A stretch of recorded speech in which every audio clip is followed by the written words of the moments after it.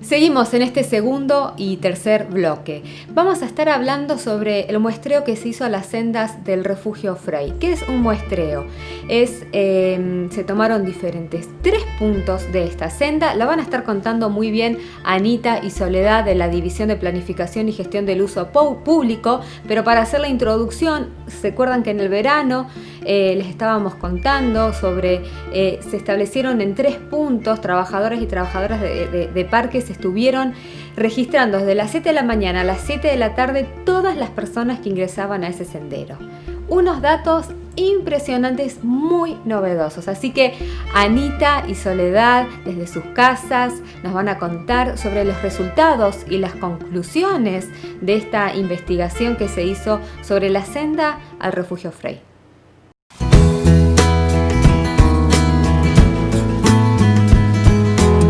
Hola, ¿cómo les va? Mi nombre es Soledad Antivero, trabajo en el Departamento de Uso Público del Parque Nacional Nahuel Huapi. Estoy a cargo de la División Planificación y Gestión. Hola a todos, mi nombre es Ana Barrandey, trabajo en el área de Planificación y Gestión de Uso Público del Parque Nacional hace más o menos unos 12 años y hoy desde mi casa les voy a contar un poco acerca de los resultados de un proyecto que acabamos de culminar. Que hemos concluido un proyecto que venimos desarrollando desde la división desde hace ya unos cuantos meses y que tiene que ver con el muestreo de uso en las sendas al refugio Frey. Les vamos a contar, junto con mi compañera Ana Laura Barrandey, cada una desde su casa, un poquito de qué se trató y sobre todo las conclusiones a las que llevamos después del análisis de los datos que obtuvimos. Pero antes de eso les voy a contar un poquito el tema de la importancia que tienen las estadísticas en la gestión de un parque nacional como este, un parque nacional muy grande, muy complejo. Y bueno, las estadísticas no son lo más divertido del mundo, pero son muy necesarias a la hora de tomar decisiones. Nosotros en el parque, desde las distintas áreas, trabajamos con estadísticas para responder algunas preguntas y poder llegar a algunas conclusiones. Por ejemplo, se trabaja con estadísticas a la hora de monitorear las especies de valor especial, de flora y de fauna. Se trabaja con estadísticas a la hora de tomar decisiones para trabajar la erradicación de especies exóticas en el parque. Y se trabaja con estadísticas para el manejo del fuego, para la gestión de accidentes en montaña. Y por supuesto trabajamos con estadísticas con lo que tiene que ver con visitantes en el parque, con la gestión de los visitantes en el parque, que es la tarea del Departamento de Uso Público y en particular de la división que está a cargo mío.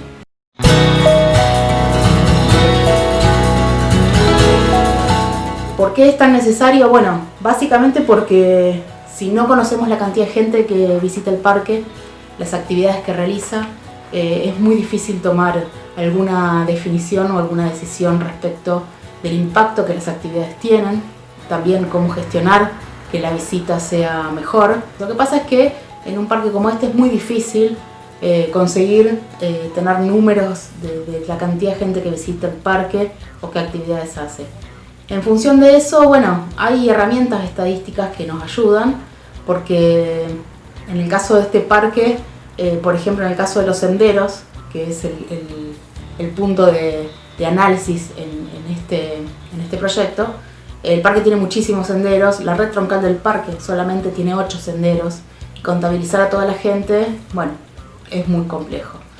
Pero sin embargo necesitamos esos datos. ¿Por qué? Bueno, porque de esa manera tenemos una forma de empezar a responder algunas preguntas. Por ejemplo, si nosotros conocemos la cantidad de gente que utiliza un sendero, podemos llegar a resolver algunas preguntas como pueden ser si la cantidad de basura que hay en ese sendero es mucha o poca en función de la cantidad de gente que lo utiliza, si el nivel de impacto que tiene ese sendero tiene que ver con justamente esa cantidad de uso, si la gente que utiliza el sendero habla español o es gente de otras partes y necesitamos trabajar en la cartelería.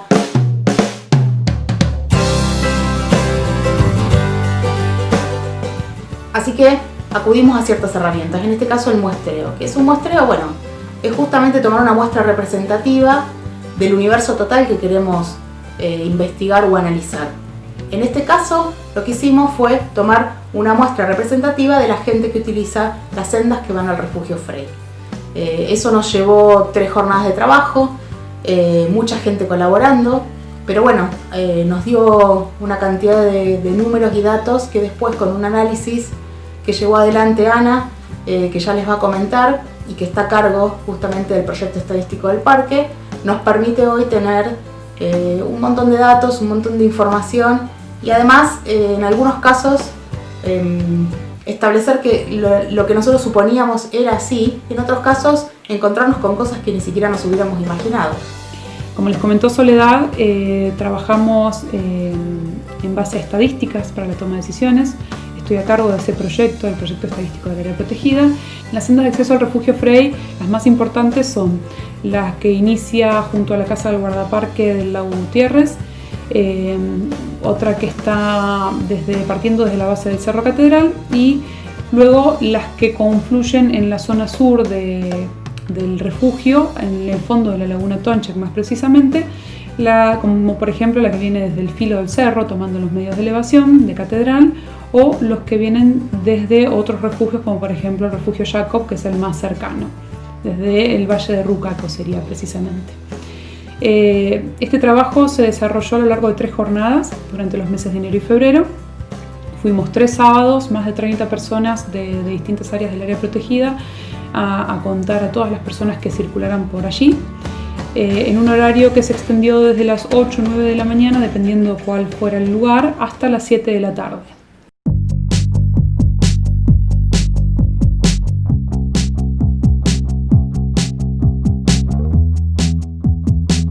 Tomamos una muestra exhaustiva, es decir, contamos a cada una de las personas que circularon y con una planilla que fue como una pequeña entrevista tomamos algunos datos que nos permitieron estudiar un poco el perfil de quienes circulan por estos senderos. Como les comentó Soledad, trabajamos nuestro insumo estadístico referido al trekking, proviene del registro de trekking propiamente dicho. Este registro es una herramienta obligatoria para la seguridad de las personas, pero que además nos brinda información para la gestión. Sabíamos que no era exacto, que los valores que nos arrojaban no eran exactos, que no todo el mundo lo hacía al registro, y bueno, con este trabajo lo que quisimos fue llegar a un porcentaje real de desvío, es decir, cuánta gente no se registra o cuánta gente sí se registra precisamente. En todas las jornadas de trabajo registramos a más de 2.000 personas. En total, el primer día se registraron cerca de 900, el segundo día alrededor de 560 y el tercer día alrededor de 550. Estos valores estuvieron muy lejos de los datos de partida. Para seleccionar los días, el registro de trekking buscamos históricamente cuándo eran los días que mayor gente circulaba por la montaña y precisamente en los senderos que mencioné. Y nosotros hablábamos por registro de trekking de alrededor de 150, 160 personas en un día pico. Como les comenté anteriormente, cerca de 900 fue el máximo registro que tuvimos y el mínimo de 550, así que nos dimos cuenta que estábamos realmente muy lejos de la realidad. Estudiamos acerca de los grupos, del tamaño de los grupos mayoritarios, los más importantes, se componen de 1 a 3 personas, siendo los de 2 los más representativos, y particularmente en la senda que parte de la base de Catedral se registraron los grupos de mayor tamaño, como por ejemplo los que vienen de los colegios, o de los grupos scouts y de distintas instituciones de distintas partes del país que vienen a visitar nuestro parque nacional y concurren al refugio Frey entre sus actividades de campo organizadas. La procedencia de las personas, es decir, de dónde venían las personas que caminaron y que encontramos en nuestro muestreo, un poquito más del 40% fueron residentes locales, es muy elegido por los vecinos de nuestra ciudad y de Dinahuapi también.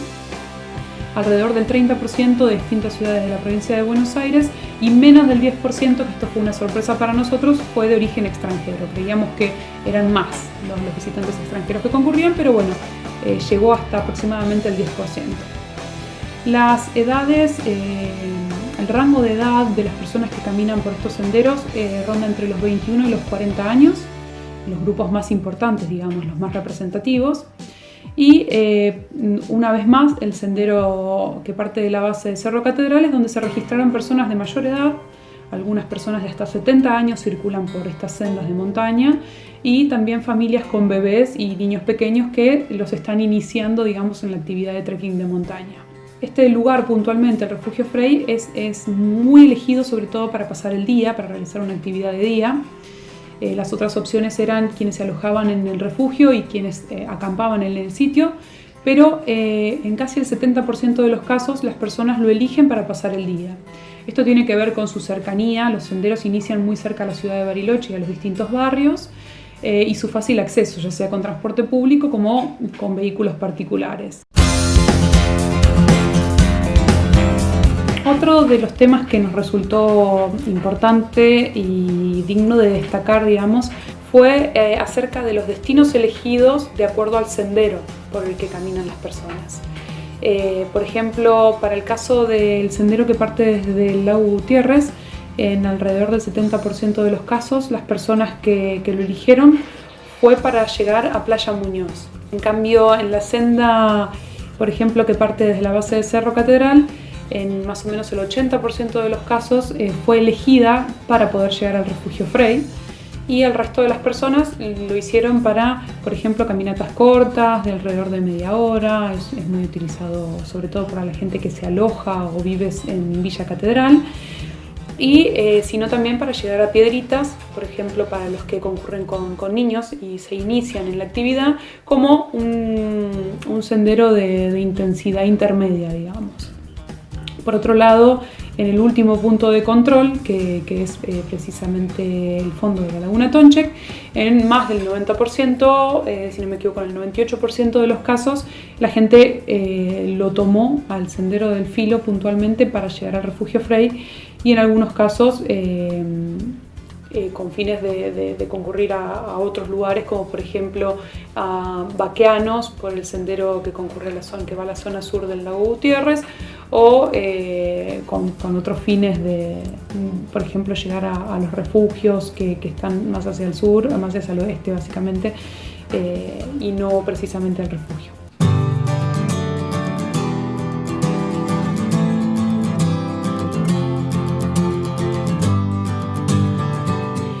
Por otro lado, indagamos acerca del tema que más nos importaba, que era el cumplimiento respecto al registro de trekking, es decir, cuánta gente se registraba. Y acá esto fue lo que más nos importa para este trabajo, que tiene que ver con que alrededor del 30% de las personas que concurrieron a la montaña en estas jornadas de muestreo se registraron.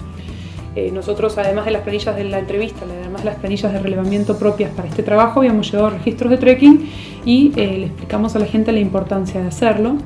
Pero bueno, básicamente el 30% cumple con este requerimiento obligatorio que imparte la institución y que tiene que ver con la seguridad de las personas. Otra de las preguntas tuvo que ver con los motivos de no registro. Y acá, en más del 70% de los casos, las personas dijeron desconocer el registro de trekking por diversos motivos, ya sea por mala información, por desconocerlo netamente, o por creer que no es necesario cuando uno hace caminatas de día, cuando uno no va a alojarse en los refugios, cuando uno conoce la senda y es visitante asiduo del lugar.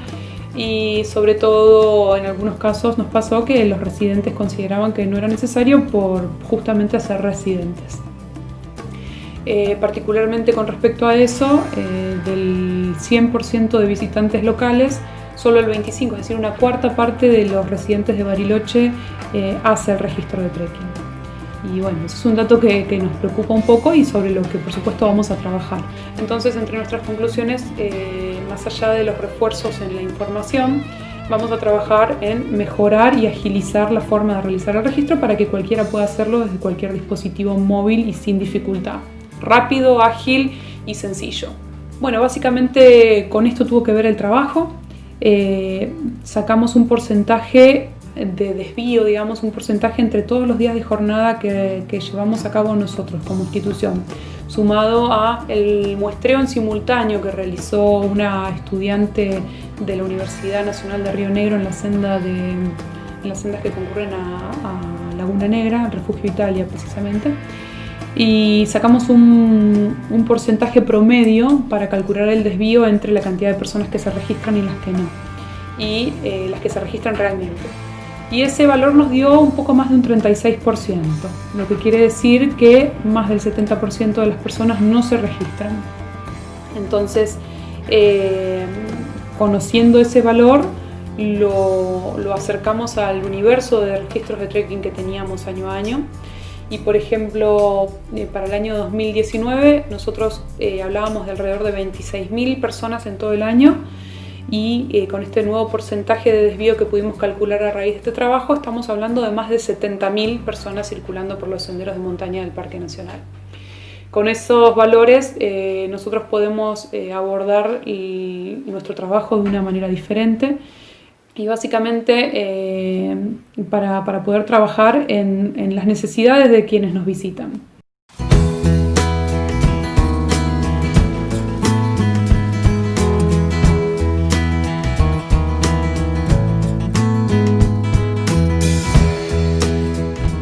Así que bueno, me voy a despedir, esta vez esperando que pronto podamos volver a la normalidad y visitar nuestro Parque Nacional y disfrutarlo entre todos.